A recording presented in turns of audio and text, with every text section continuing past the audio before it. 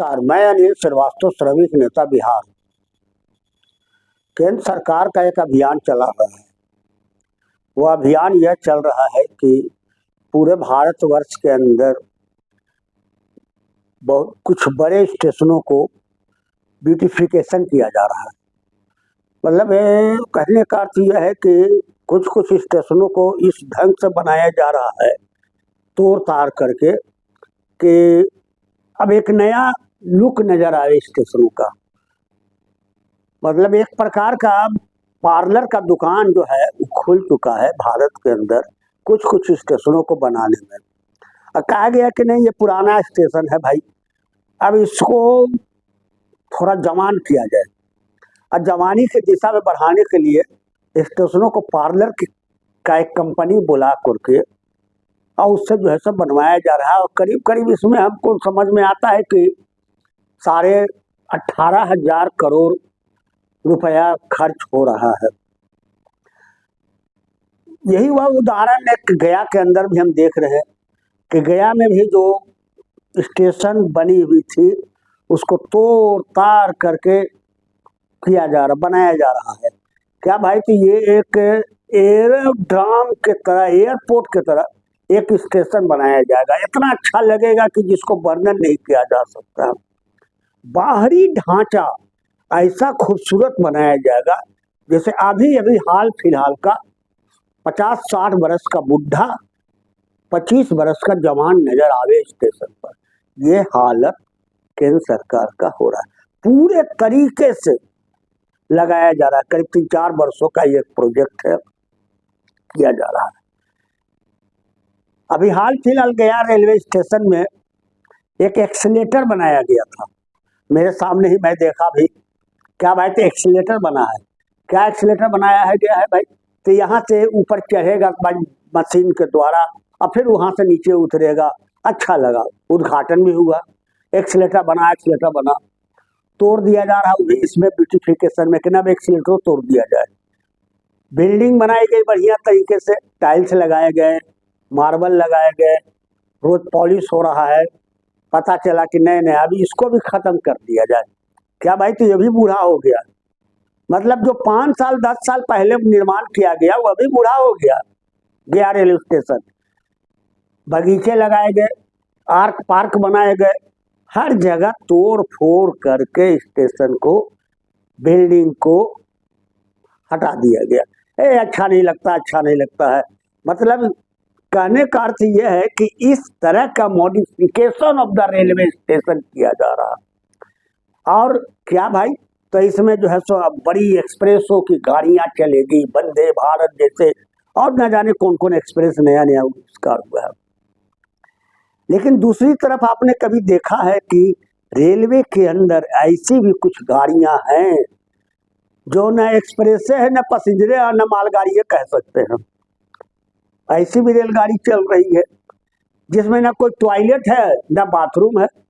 कोई मतलब नहीं है। 3 घंटे का सफर है कि 6 घंटे का सफर है, कोनो मतलब नहीं है। चला जा रहा है तो चला जा रहा है। अगर किसी को टॉयलेट और बाथरूम लग गया, पुरुष हो तो बेचारा कहीं ना कहीं बाहर कर लेगा उतार करके। लेकिन अगर महिला हो गया है, बच्चे को लगा, तब काफी परेशानी होगी।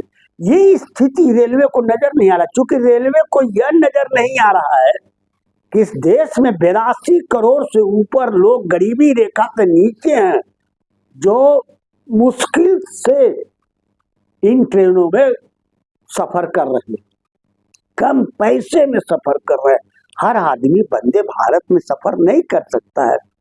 हर आदमी बहुत तेज तरार गाड़ियों में सफर नहीं कर सकता है। आज भी देश के अंदर में पैसेंजर गाड़ी, एक्सप्रेस गाड़ियों में आज भी जनरल कंपार्टमेंट में मारा मारी, भीड़ भाड़। आप देखें, मैं तो कई बार दिल्ली में भी देखा, नंबर लगा हुआ रहता है जनरल कंपार्टमेंट में चढ़ने वाले लोगों को। अब भीड़ लग करके ठेला ठेली करके ऊपर से नीचे, नीचे से ऊपर, उछलम कूदम जय महमूदन करके चल रहा है। ये स्थिति की ओर नजर भारत सरकार का नहीं आ रहा, क्योंकि माननीय मोदी जी कहते हैं कि यह देश अमृत काल चल रहा है। तो भैया अमृत काल चल रहा है तो देश के अंदर में 82 करोड़ को भी कुछ बनाने का प्रयास करोगे कि नहीं? कुछ नहीं। मैं ये उठाया बार बार कि यहाँ पे गया के अंदर 450 करोड़ का आप बना रहे हो गया स्टेशन को, सौंदर्यीकरण बना रहे हो, लेकिन दूसरी तरफ गया में बागेश्वरी रेलवे गुमटी पर रैंप तक बनाने की स्थिति नहीं हुई। क्या भाई? तो बिहार सरकार पैसा देगा तभी ना रैंप बनावेंगे? कौन तमाशा है भाई? बिहार सरकार मतलब 1 और 4.5 अरब रुपया खर्च करके गया रेलवे स्टेशन बनाने का प्रयास किया जा रहा है, और दूसरी ओर बागेश्वरी रेलवे गुमटी पर जहां न जाने कितनी दुर्घटनाएं हुई है, न जाने कितने लोगों ने अपनी जानें गंवाई है, बावजूद बागेश्वरी रेलवे गुमटी पर एक रैंप नहीं बनाया जा रहा। इस ओर रेलवे का ध्यान नहीं। दूसरी ओर चले जाइए आप, एफसीआई के पास क्रॉसिंग है, जाम पर जाम लगा हुआ है, लेकिन वहां पुल, फ्लाईओवर, ब्रिज नहीं बनाया जा सकता है, मुफस्सिल नहीं बनाया जा सकता, डेल्हा गुमटी नहीं बनाया जा सकता है। क्यों भैया? यहाँ तो 82 करोड़ वाले लोग न रह रहे हैं, काहे बनाया जाएगा? हमको तो दिखाना है सुंदरता, क्योंकि अभी हम बुढ़वा को जवान किया है ना, इसलिए जवान में जल लगे कि हाँ भाई एकदम टंच हो रहा है, पूरा गाल मोर जो है तो पूरा चिकना हुआ है, भले साला दांत रहे चाहे नहीं रहे उससे मतलब नहीं है, लेकिन बुढ़वा को बनाना, ये स्थिति है देश के अंदर में। और तो और हमने ये भी उठाया कि जन शताब्दी जो एक्सप्रेस आप चला रहे हो, एक जन शताब्दी एक्सप्रेस गया से कलकत्ता चलाओ। मेरे द्वारा उठाया गया सवाल कि सुबह में जन शताब्दी खोलो 6 बजे भोर में गया से, और कलकत्ता पहुंचे 6 या 7 घंटे में, और फिर वही दिन रिटर्न हो जाए। कौन भेजाए है? और जनरल जन शताब्दी रहेगा, सारे गरीब आदमी भी आया जाया कर सकते हैं, डेली पैसेंजर भी आते जाते रहेगा, कोई मत परेशानी नहीं होगी। लेकिन यह भी मांग नहीं दिया गया। यह भी बात हमने उठाया कि गया से बड़े दूरी का जो भारत में जाने का है उसमें जो है सो ट्रेन का नया नया निर्माण करो, लेकिन यह बात नहीं हो सका। लेकिन जब वंदे भारत देखने उद्घाटन होना शुरू हुआ तो देखिए लोगों के अंदर में, और तो और जो यात्री प्रतीक्षालय है उसका हालात देखिए, क्या स्थिति है, ठहरने का कोई रास्ता नहीं।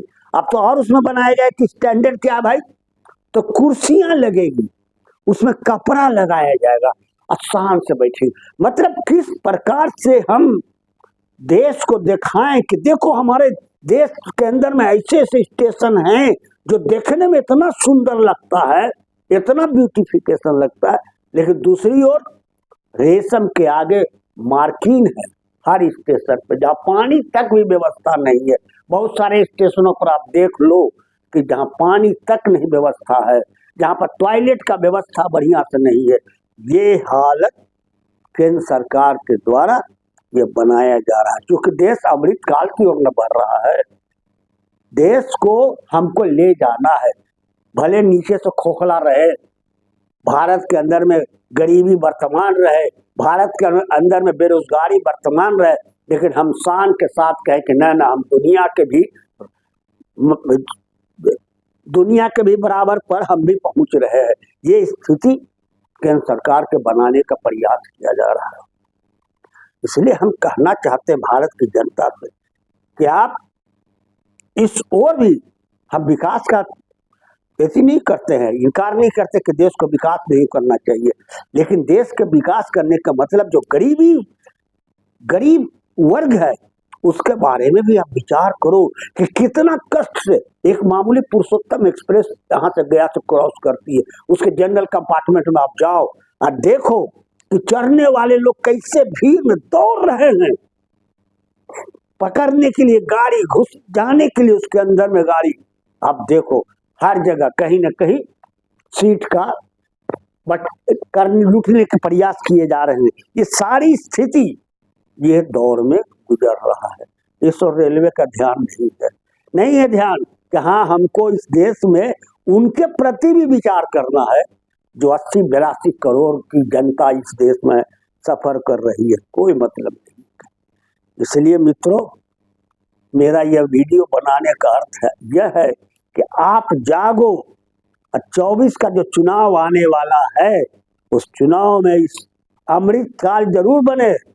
हम ये नहीं कहते नया भारत जरूर बने, लेकिन गरीबों को भी इस नया भारत में एडजस्ट करने का, उसकी भी सुख सुविधाओं के बारे में आपको विचार करना होगा। अब अगर ऐसा करने में ये वर्तमान केंद्र की सरकार नहीं सोच पाती है तो 24 का जो चुनाव लोकसभा का होगा उसमें आप विचार करो, और वैसे लोग जो नहीं कर पाएंगे उनको आप हटाने का प्रयास करो और फिर नया एक बदलाव की ओर बढ़ने का काम करो। मेरा यही कहने का अर्थ है। और रेलवे को भी विचार करने की जरूरत है कि हमको किस ओर ध्यान देना चाहिए। हर चीज को, बना हुआ चीज को तोड़ ताड़ करके ये बराबर कर देना चाहता है, जिसको आप और हमको समझना होगा। हम भुलावे भटकावे में नहीं आए, यही मेरा कहने का अर्थ है।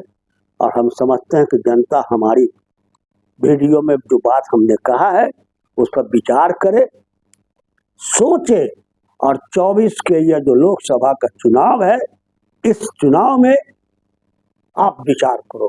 धन्यवाद। अनिल श्रीवास्तव, श्रमिक नेता, बिहार।